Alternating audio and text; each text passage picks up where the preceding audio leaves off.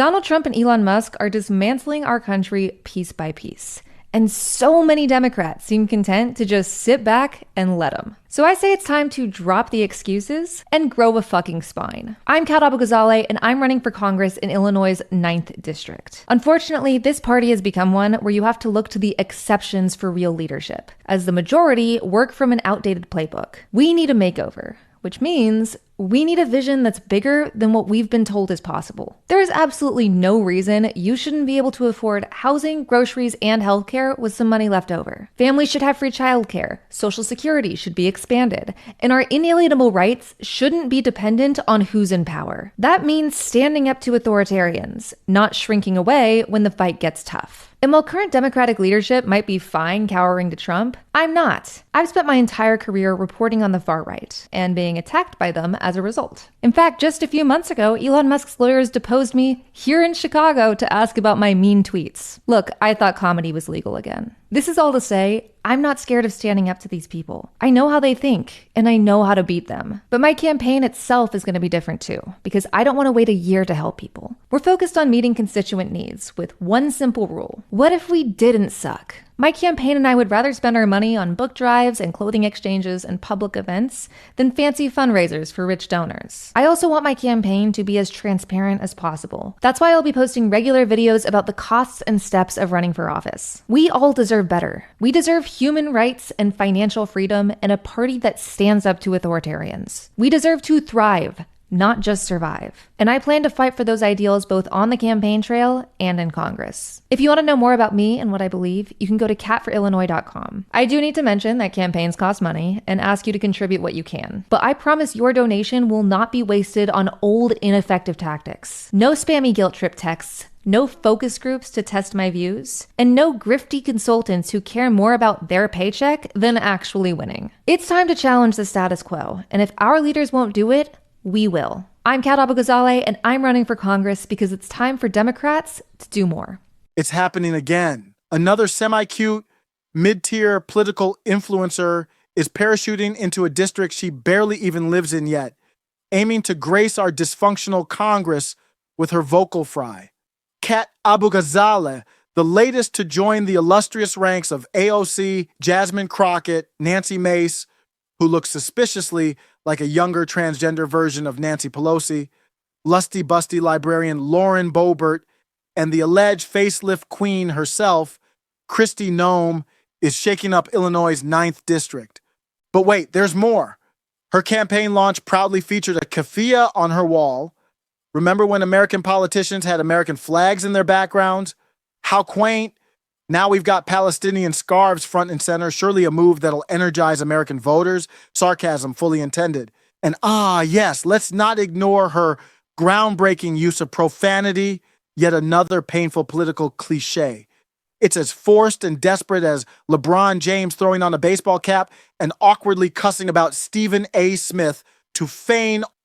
There's nothing more transparently pathetic than politicians dropping F-bombs, trying to trick voters into thinking they're just like us. Spare us the juvenile theatrics, you legs wide open, 90210 accent having sorority reject turned political wannabe, discount influencer, mid-range, try hard. You gotta hand it to Kat. And I'm not talking about the Arby's between her legs. She's boldly asserting her anti-establishment creds by coming straight out of a Soros-backed media conglomerate like Media Matters.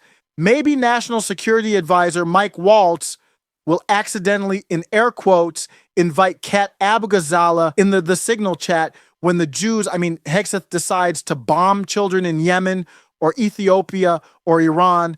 Kat is the kind of outsider America's been waiting for, right? During her tenure at Media Matters, she notably clashed with Elon Musk, who even celebrated her eventual layoff publicly. And let's not forget her obsession with Tucker Carlson, earning her the nickname Hot Tucker Carlson Stalker Girl. Exactly the resume America needs in Congress. Adding insult to injury, she moved to Illinois just last summer, apparently choosing her new home conveniently close to election season. Classic carpetbagging. Anyone? No genuine local ties. Just a savvy political opportunist picking a comfy district. Look, let's be real. She's a Democrat who claims to be anti-authoritarian, yet like clockwork, she's ready to trample your Second Amendment rights. She explicitly supports restrictive gun laws and has never seen a ban she didn't adore because nothing screams anti-fascist like banning guns, right? Newsflash, Illinois tried that, and we all collectively laughed, gave Springfield the finger, and ignored the registrations. And about her grassroots fundraising, sure, she boasts of small donations, but who's pulling the strings behind the scenes? The Soros-backed leftist infrastructure doesn't just vanish overnight, folks. Kat loves to flaunt her journey from a Reagan Republican family in Texas to progressive media darling, yet she provides little clarity on this ideological flip-flop. Was it genuine enlightenment or just another careerist calculation? You decide. And speaking of credibility, Jimmy Dore nailed it perfectly. Sorry, hard to get excited about someone trying to work inside the Democrat Party. I got played by AOC and Bernie. They're just sheepdogs for Democratic Party, which had more billionaire support than Trump and are anti-worker, pro-Wall Street, and very pro-war. I've seen this play before. Jimmy's been there, done that. He knows these so-called progressive warriors inevitably bow down to party leadership, rolling over faster than Joe Biden on Air Force One stairs. And who exactly is Kat's constituency? She's managed a perfect storm of disdain. Mega Zionists will despise her for obvious reasons. They don't exactly cheer on Keffia fashionistas. America First Catholics have zero tolerance for pseudo OnlyFans influencers. And even the populist left is exhausted by performative progressives who inevitably cave to establishment pressure. Honestly, liberal white women might be the greatest existential threat to Western civilization, especially those ending every sentence with a valley accent. But hey, at least Kat's keeping it real with her last name Abu Ghazaleh, which is Palestinian, unlike Nikki Haley. We all know that's not your real name, Nimrata Randhawa, and certain famous folks like Jonathan Stewart Leibowitz, who've conveniently swapped identities like costumes.